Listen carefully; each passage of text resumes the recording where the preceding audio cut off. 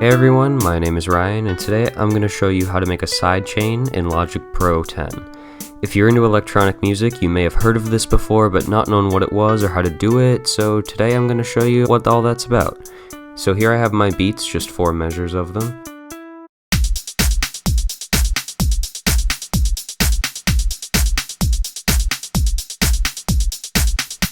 Make sure you have the beats done before you sidechain, super important. So now we're going to record what we want to sidechain. I'm going to show you sidechain on strings because I think it's really easy to see the effect of the sidechain, but you can add it all over the place. Over here I'm partial to the EXS strings 2 myself, but you can take your pick and be as creative as you want with it. I'm playing octave for 4 measures for simplicity's sake. The F octave sounds good, let's record that.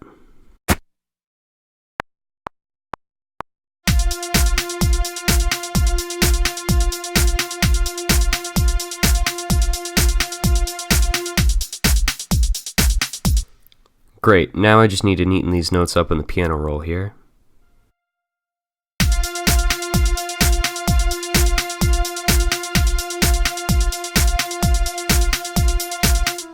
Perfect. Now I'm going to go over here and I'm going to rename this track to Before because this is going to be our track before sidechain.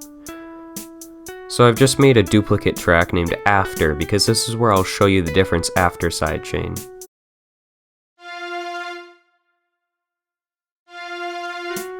But for right now they sound the same. So our next step here is going to be up here in our beats track stack. We're going to right click on our kick and we're going to hit bounce in place. We're just going to rename this over here to sidechain kick. We want it to go to a new track and we want to leave the source, which means we want to just leave this track alone. Everything else looks to be okay. And we'll just drag that out of the track stack there. And if I solo this track, you'll see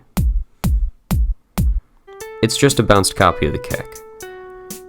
Now I'm going to go to where it says stereo out, and I'm going to right click, and I'm going to silence the track.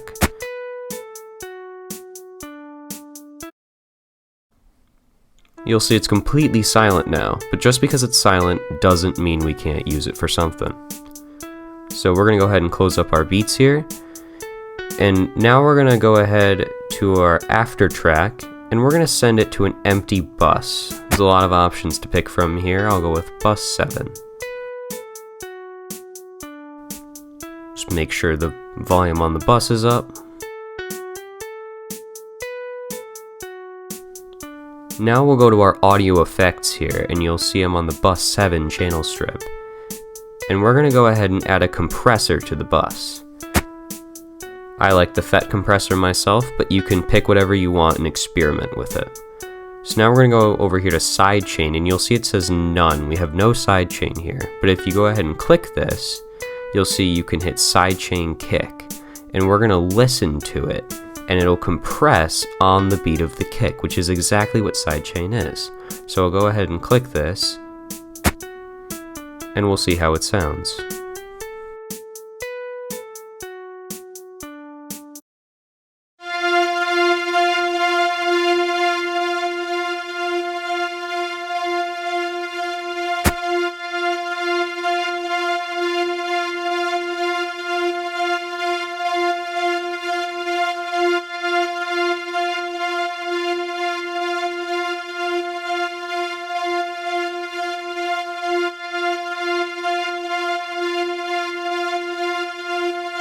Sounds pretty good to me.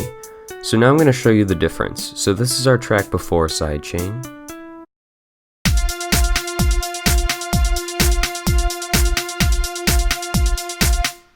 And this is our track after we sidechained the strings.